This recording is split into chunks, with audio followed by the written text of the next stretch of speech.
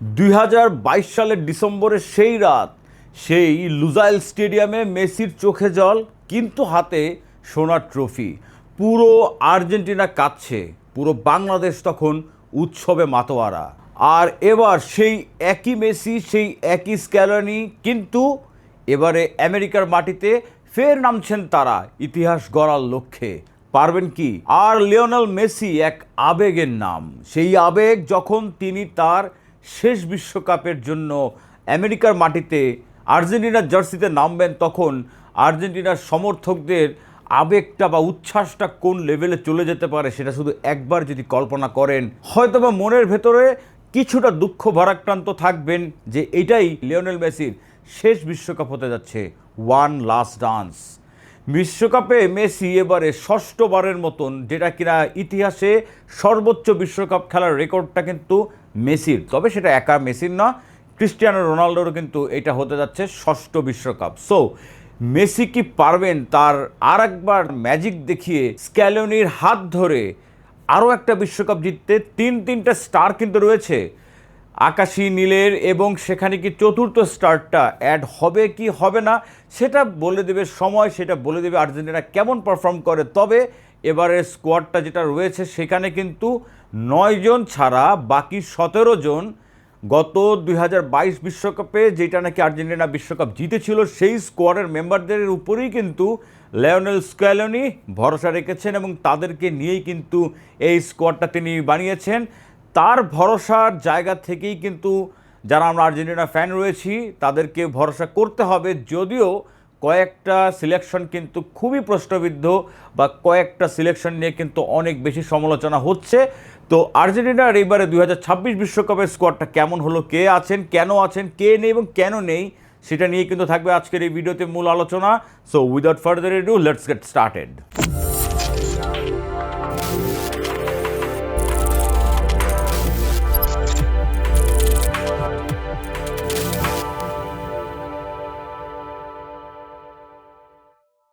আর্জেন্টিনার এই 2026 বিশ্বকাপের স্কোয়াডে 2-1 জনের ইনক্লুশনটা কিন্তু খুবই ম্যান্ডেটরি ছিল বা নেসেসারি ছিল, বাট সেটা যেহেতু হয়নি, তাহলে তাদের পরিবর্তে কাদের উপরে ভরসা রেখেছেন স্ক্যালোনি সেটা আমরা দেখব। তার আগে যদি একটু স্কোয়াডটা দেখে নিই যে কারা আছেন, তাহলে একটু অনেক কিছু ক্লিয়ার হয়ে যাবে। যেখানে নাকি গোলকিপিং পজিশনটাতে কিন্তু আসলে সেই রকম কোনো চমক নেই, যাদের থাকার কথা ছিল তারাই তো রয়েছেন। এমি মার্টিনেস, তিনি মেইন গোলকিপার হিসেবে থাকবেন, one of the best in the world.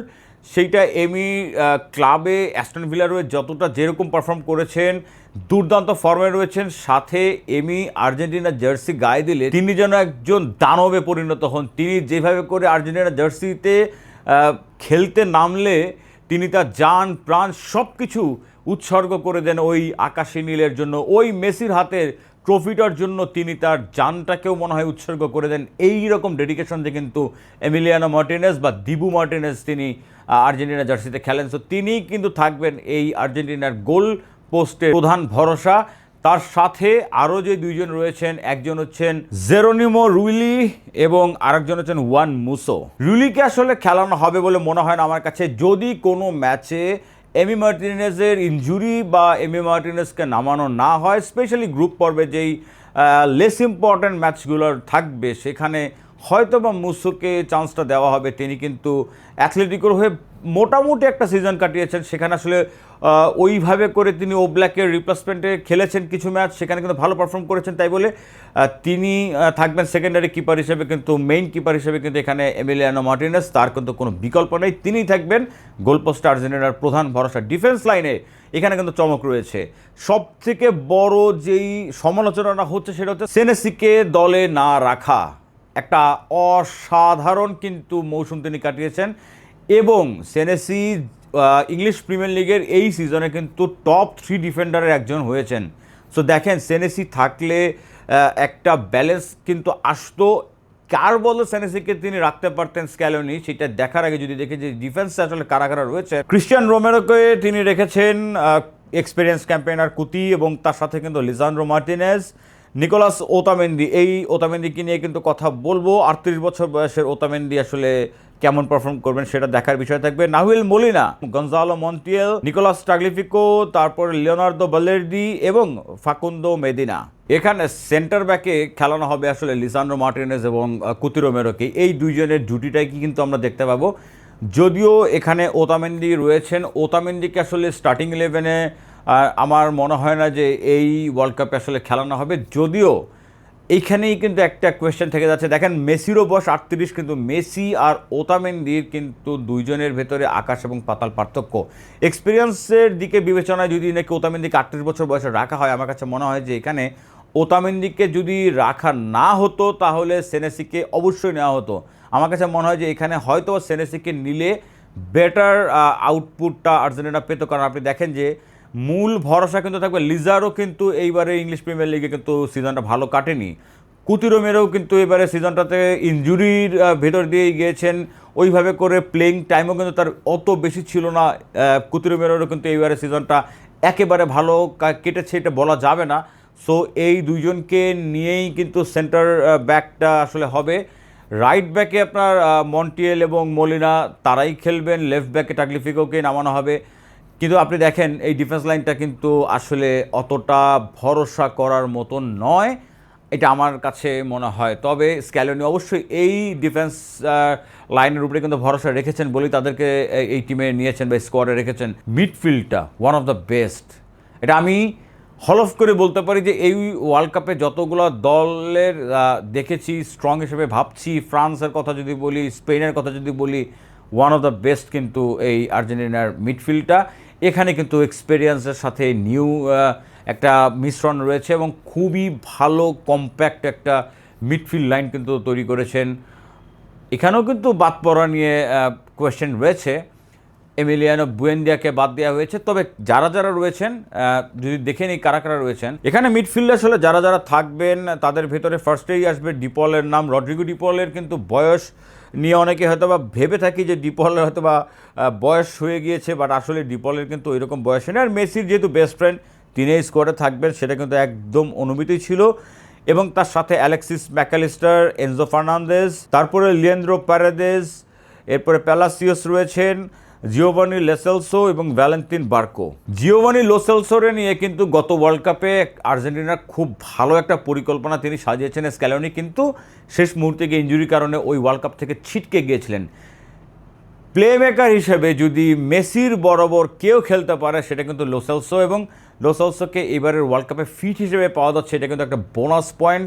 এবং যদি স্ক্যালোনি 4-3-3-তে যান তাহলে কিন্তু সেখানে স্টার্টিংয়ে হয়তো বা আমি যদি বলি যে এদিকে এখান থেকে আপনি দেখেন যে ম্যাকালিস্টার লেফট এলএমে খেলবেন এবং রাইটে যদি এনজোকে খেলানো হয়। সেন্টার মিডফিল্ডে কিন্তু লিয়েন্দ্রো পারেদেসকে দিয়ে কিন্তু স্টার্ট করানো হবে। সো দেখেন এখানে কিন্তু ব্যাকআপটাও ভেরি স্ট্রং। লোসেলসো রয়েছেন, সাথে কিন্তু প্যালাসিয়াস রয়েছেন, বার্কো, ভ্যালেন্টিন বার্কো, তিনি কিন্তু হতে পারেন একটা এক্স ফ্যাক্টর, যিনি গত ওয়ার্ল্ড কাপে যে এনজো বা ম্যাকালিস্টার ওয়ার্ল্ড কাপটা শেষ হওয়ার সাথে সাথে কিন্তু বুম করেছিলেন ট্রান্সফার মার্কেটে, কিন্তু সমস্ত রেকর্ড ছাড়িয়ে গেছিলেন। এবারে কিন্তু সেই স্পটলাইটটা থাকবে বার্কোর উপরে। বার্কো কিন্তু যদি সুযোগ পান, অবশ্যই পাবেন, সুযোগ পেলে বার্কোর কিন্তু একটা এক্স ফ্যাক্টর হিসেবে কাজ করতে পারে আর্জেন্টিনার ইয়াংস্টারদের ভেতর থেকে যাদের পোটেনশিয়াল রয়েছে অনেক বড় একটা স্টার হয়ে আসার কারণে। এক একটা ওয়ার্ল্ড কাপ কিন্তু এক একটা প্লেয়ারকে স্টার বানায়, এক একটা প্লেয়ারকে কিন্তু ওয়ার্ল্ডের সামনে তুলে ধরে, এবং এক একটা প্লেয়ার কিন্তু তার লাইফের ক্যারিয়ার যে একটা টার্ন আছে সেটা কিন্তু এই ওয়ার্ল্ড কাপের ভেতর থেকে হয়। সো ভ্যালেন্টিন বার্কোর উপরে কিন্তু চোখ থাকবেই অনেকেরই।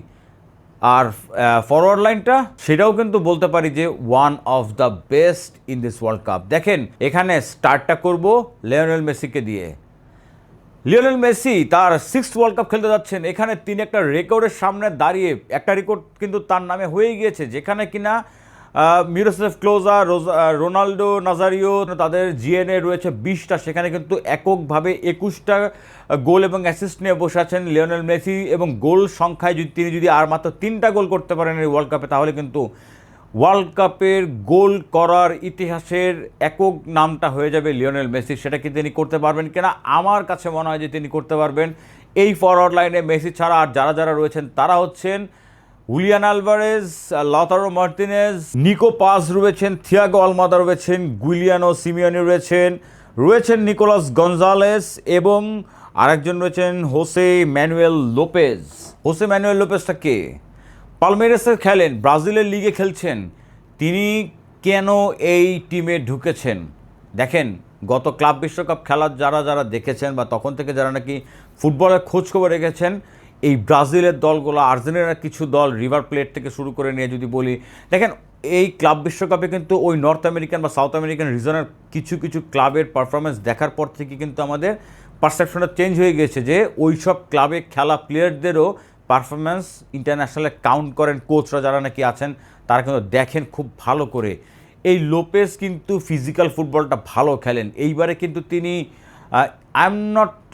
আমি পুরো কনফার্ম করে বলতে পারছি না, 17টা ম্যাচে হয়তোবা তিনি 10টা গোল করেছেন এবং তার সাথে হয়তোবা 6টা না 7টা অ্যাসিস্ট করেছেন। সো তার রেকর্ডও তার পক্ষে কথা বলছে। সেখান থেকে বলতে পারি যে স্ক্যালোনি মাথা ইউজ করে তো স্কোয়াড বানান, সো স্ক্যালোনির চোখে এই লোপেজ হতে পারেন আরেকজন এক্স ফ্যাক্টর। যদিও কিনা স্টার্টটা করতে পারেন, ধরেন যদি বলি যে স্ট্রাইকিং বা সেন্টার ফরওয়ার্ড পজিশনে যদি হুলিয়ান অ্যালভারেজ থাকেন বা লাউতারো মার্টিনেজকে খেলানো হয়, তারপরে কি লোপেজ খেলতে পারেন? কেন, অবশ্যই এই বিশ্বকাপে কিন্তু সুযোগ রয়েছে, কারণ এই বিশ্বকাপটা অনেক লম্বা একটা বিশ্বকাপ হতে যাচ্ছে। গ্রুপ পর্বে কিন্তু কিছু লেস ইম্পর্ট্যান্ট টিমের সাথে খেলা হবে, সো সেখানে অবশ্যই সুযোগটা আসবে লোপেজের আমার কাছে মনে হয়। এবং সাথে উইংয়ের দেখেন কত স্ট্রং রয়েছে, মেসি রয়েছেন, থিয়াগো আলমাদা রয়েছেন, আপনি দেখেন নিকো পাজের মতন প্লেয়ার। নিকো পাজ আরেকজন যার উপরে এইবার পৃথিবীর ফুটবল ভক্তদেরই কিন্তু চোখ থাকবে, ফুটবল বিশেষজ্ঞদেরও চোখ থাকবে কিন্তু, কারণ নিকো পাজ এইবারে আরেকজন প্লেয়ার